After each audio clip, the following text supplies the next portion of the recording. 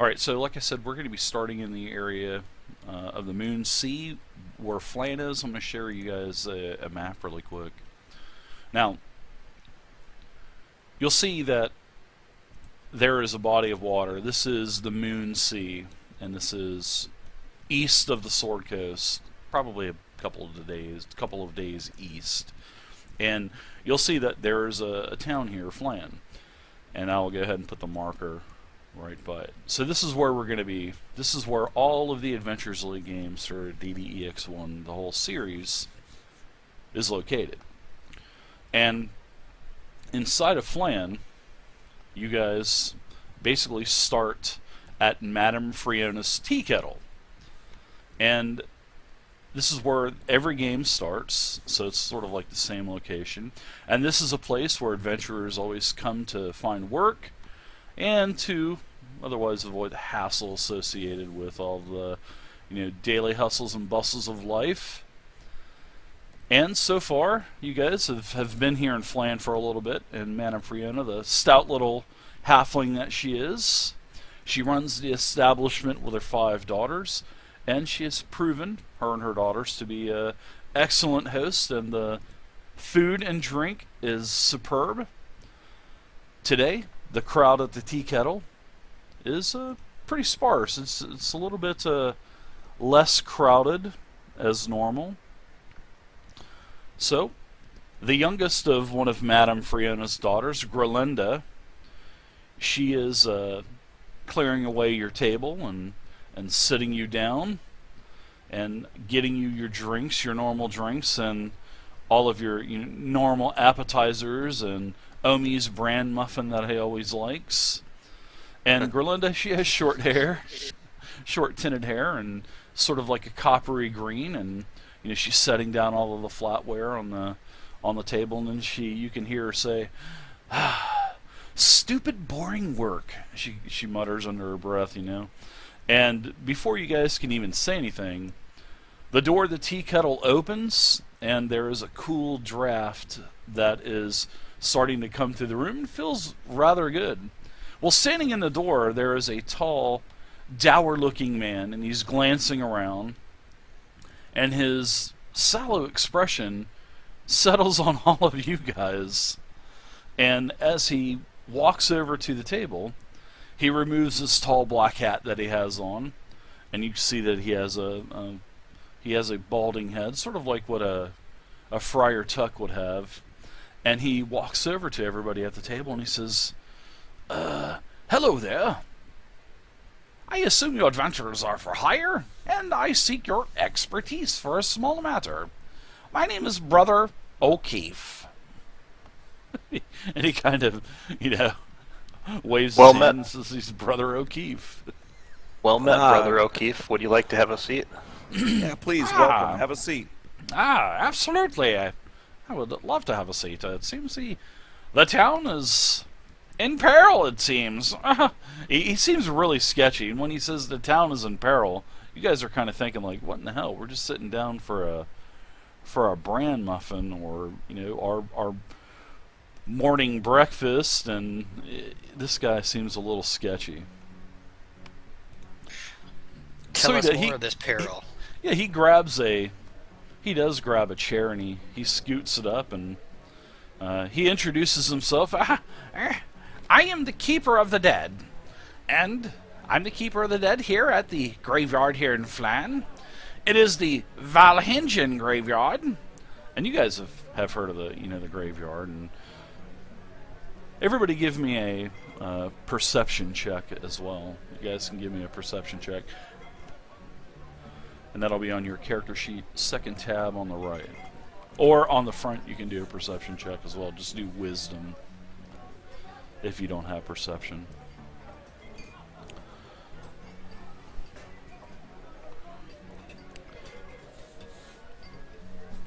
Yeah, so Zyphus, nice roll, Zyphus.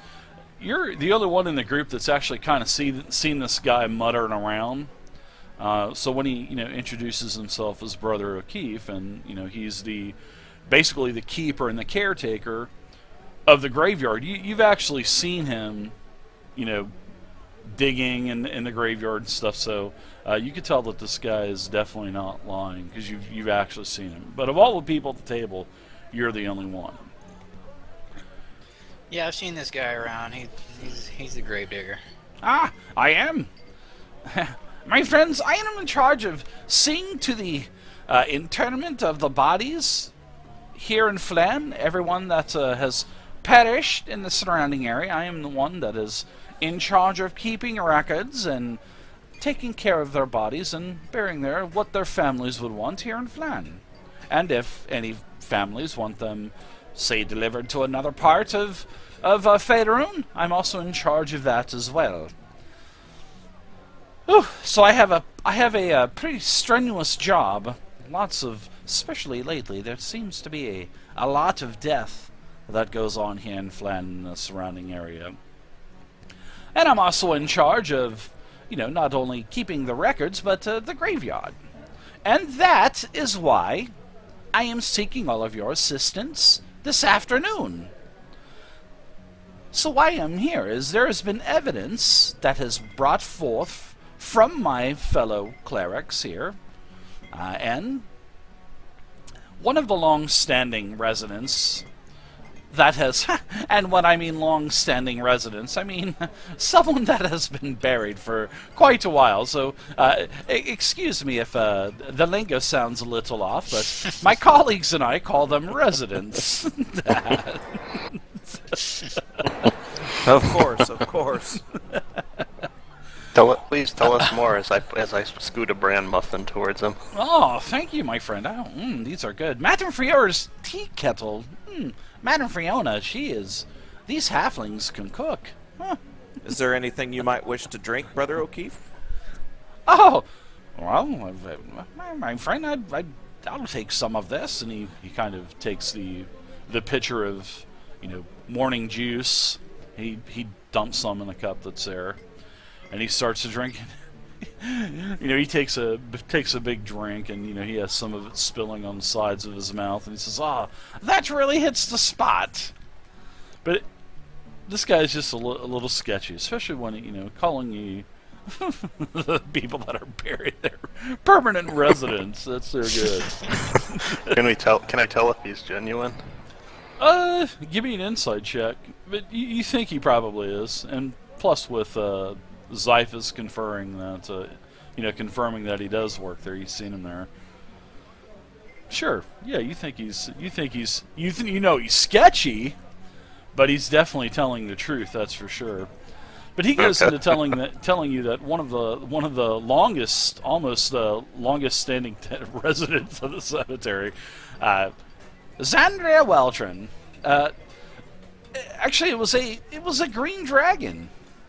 And this evidence was brought forth that this Xandria was not the human that was buried.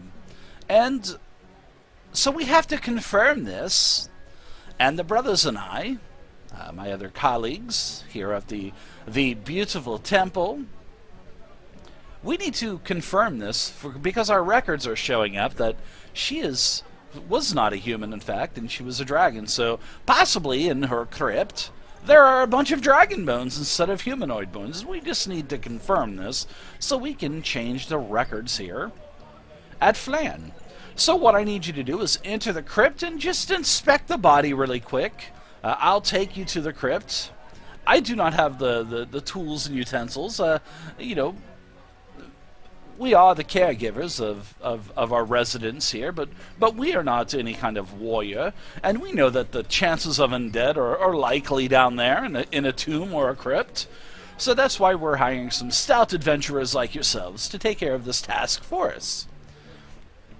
But the one thing that I may say here, and speaking kind of off the record, is that I fear that, and this is one of the reasons why I'm hiring you, I fear that there may be more than meets the eye here. The other priest, they kind of laughed at my concern. But I think my hunch is right, and that's why I want you guys to take a look at the crypt. And he puts down a little bag of gold, and he goes, "I am offering you 100 gold, and I will go with you. And if there's trouble, I'll throw in some other small little reward, and he says, I'll sweeten the pot for you, and he puts down a scroll on the table also. And he says, this is a scroll that will protect you from good and evil. So I'm offer to give you from our coffers at the beautiful temple here this scroll and also 100 gold pieces. I look at the others and with a questioning look on my face, like, what are we gonna do? And just something simple in and out. And I'm hoping that we find no dragon bones. I'm hoping that we don't run into a Dracolich down there. I'm just kidding. I think it would have probably already tore at Phlan by now. I'm sorry. I'll shut my mouth, and you two can discuss away. You four can discuss away if you want to take the job. But I'm sure I can find someone else to take my 100 gold if you adventurers do not want to. I don't have any experience with the undead. Do any of you guys? Only in research alone, but as far as it's kind of odd that he just automatically thinks there'll be undead down in the crypt. Yes, very interesting. Well, we haven't. Well, I just want to kind of reiterate there, my friends. I see your concerns.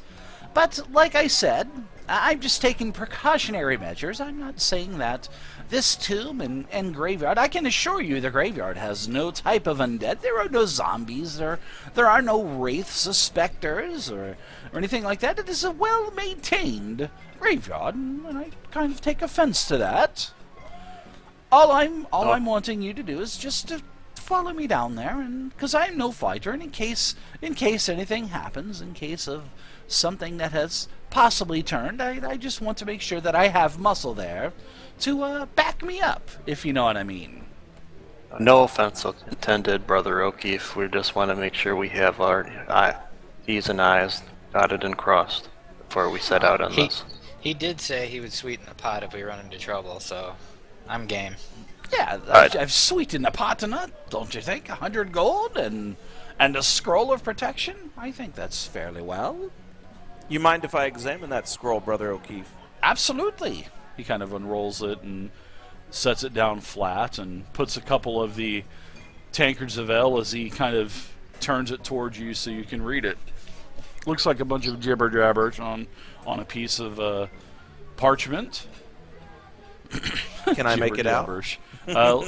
Yeah. Do you have any kind of like arcanic knowledge or anything like that? Oh yeah, I'm proficient in Arcana. I'll take a peek at it too, yeah. Over his shoulder. Sure, you can give me an arcanic check. Throw it in the dice tower. All right.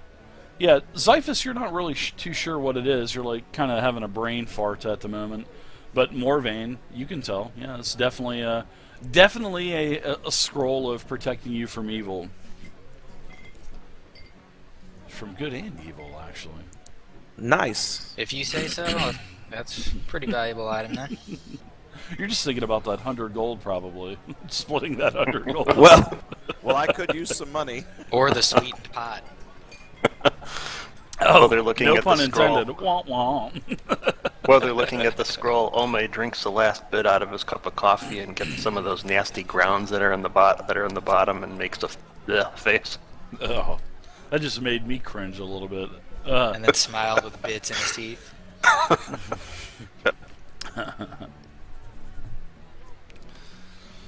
Well, fellows, shall we assist this guy?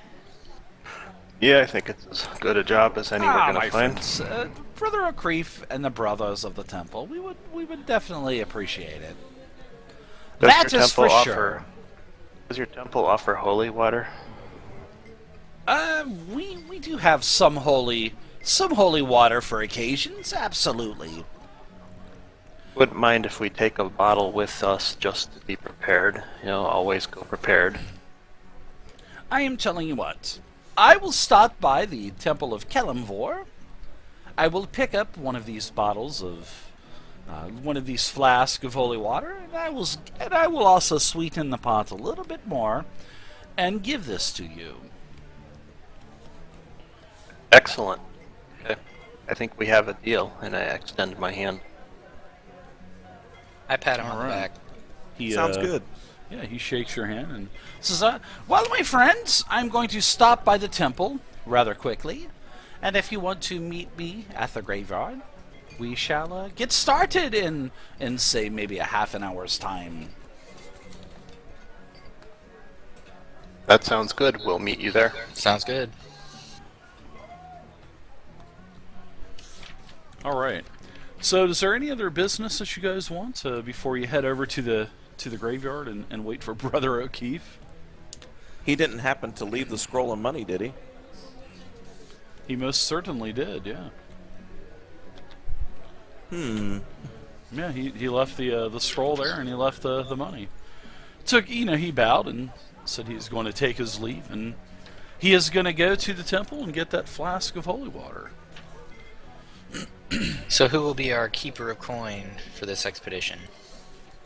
You can hold on to the coin, and we'll split it up at the end. Yeah, that's perfectly fine. I can do that. I can use the scroll. Sounds good to me, and I pick up the bag of gold. Okay. Yeah, we'll divide I have a loot parcel, so I'll automatically divide it and add it to your sheet at the end. So, who does want the scroll, though? Any objections to me having it? None here. Not I I. have none. All right. Then I shall take it.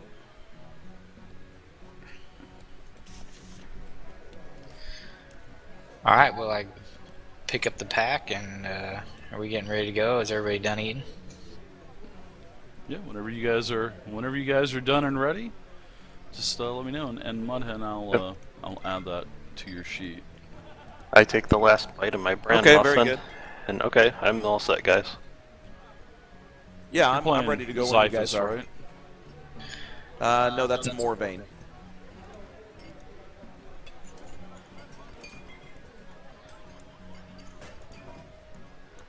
Alright, there we go. You've got the scroll added to your sheet. I've got so many characters and players, I'm trying to... Sorry about that, I'm getting names and characters all confused. I'm not surprised by that at all. Usually I usually hopefully will only goof up once, so...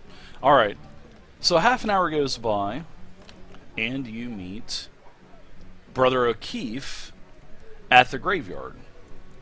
Now, I also have a map of Phlan for you as well.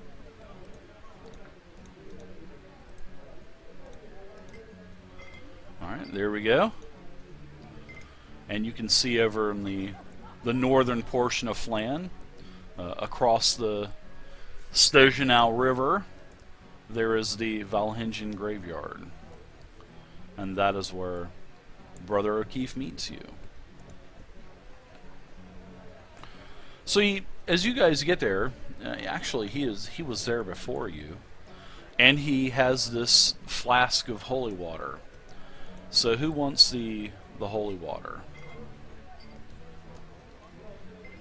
I'll hold on to it. Sounds good. Agreed. All right. So Steamy, I'll add the flask of holy water to you. There you go. Now he's standing in front of a crypt, and this crypt is rather large. It has a double door. It is, a nice stone and marble building. It's roughly about 20 feet square. And as you guys are coming up, he pulls a key from his key ring and he starts to open it. And the interior of the crypt is equally fine. It is pitch black dark, except for a little bit of light that's coming in from the front door. And the walls inside of this crypt are carved and painted with various scenes showing a lovely woman in different locations. This woman is in one of these scenes is looking towards a snow-covered peak. In another scene, she's standing in the rain of a thunderstorm. And in one scene, she is sitting in a comfortable room by a roaring fire. In another scene, she's holding a venomous snake in a garden. And in one other scene, she is basically working with bubbling vials in a laboratory. And there's other scenes as well, but these are the main scenes that kind of catch your eye. And there's a beautiful marble sarcophagus in the center of this chamber, and it is carved with the likeness of the same beautiful woman that is in all of these pictures, and it looks like she's in the prime of her life. So Brother O'Keefe, he yanks basically he yanks a crowbar out of his his robes, and he starts to pry open the lid of the sarcophagus. And as everybody assists and helps out, you can hear the sarcophagus lid scrape, marble on stone. You can hear, and inside of the sarcophagus reveals a jumbled pile of bones. And there's actually quite a few bones in here. Right about now is when I cast Mage Armor. Okay. Alright, go ahead and deduct that spell slot from you and on your character sheet. So what do you guys think? Brother O'Keefe is standing there kind of, so my assumption was right, actually. It looks like some of these he's kind of digging down into the sarcophagus, and he's picking up bones, and he goes, my hunches seem to be right. Many of them are draconic. Interesting. Are there some huge bones in there or something? Yeah, there are actually. It seems like there's some wing bones and all, but it seems like a lot of the bones, probably at least half, would be missing. Is the skull there? The skull is there, yes. Mm-hmm. I put it on my head. Before you do that, he grabs it and he goes, "Oh no, we're not here to desecrate the friend. We are not here to desecrate the dead or make fun of the dead, my friend. We shall show respect to the lady here in the coffin, and we're not here to do that." It does seem that there's not enough bones here for a body. What do you think happened here, Brother O'Keefe? That I do not know. As he kind of scratches his chin a little bit, and as everybody's kind of around the sarcophagus, you guys are starting to see some little shinies. Now, who does not have any kind of light or any kind of dark vision? That would be me. I do not either. All right. So, you guys are having a little bit of a hard time seeing. I mean, there's a little bit of light coming from the outside, but this is a 20-foot by 20-foot,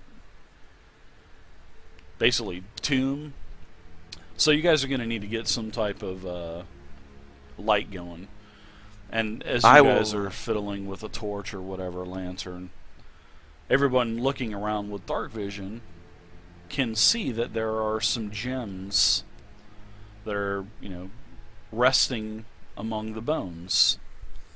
And as you get the torch lit, as you look into the sarcophagus, there are 5 tiny gems, and Brother O'Keefe is kind of putting them to the side. There's a red ruby, a green emerald, a black opal, a white diamond, and a blue sapphire. So basically, seems like all colors of the rainbow in there. What do you make of these gems, Brother O'Keefe? Excuse me, my friend? What do you make of those gems there? That I'm kind of confused myself. Well, what do all of you think? Did you notice that? I look at the gems and beckon everyone to look over. You say you noticed they represent all of the colors of the chromatic dragons? They do indeed. Interesting. Very nice observation, Mr. Omi. Very nice observation indeed. So what's the history of this supposed lady/dragon? He takes a breath and he all of a sudden the door slams.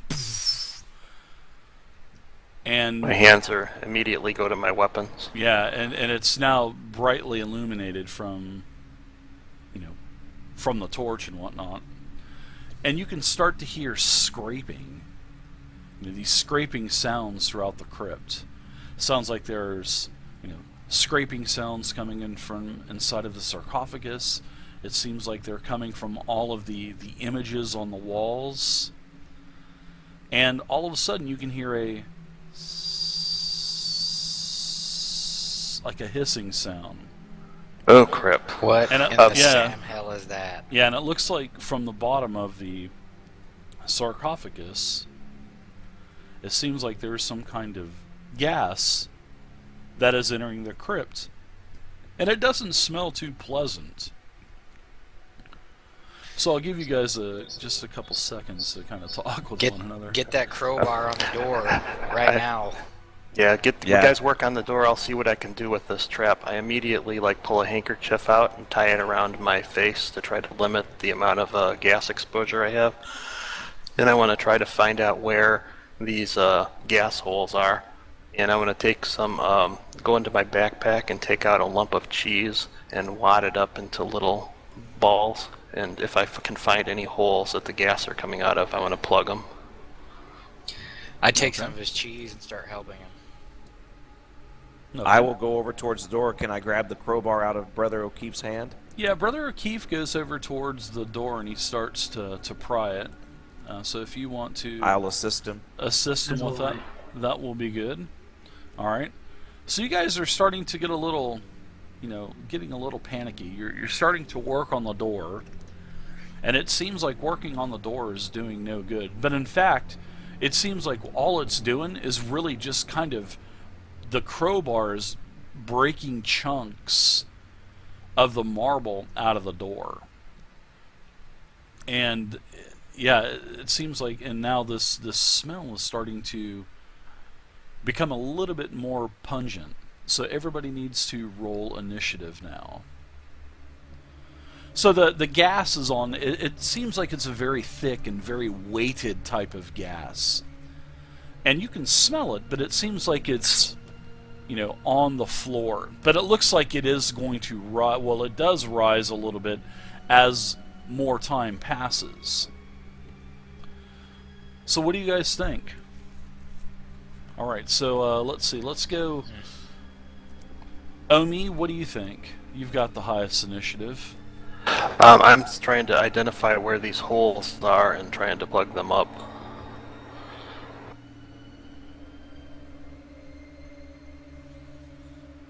All right, so it seems like there's about, as you're looking down at the base of the sarcophagus, it seems like there's about 30 holes on each side of the sarcophagus.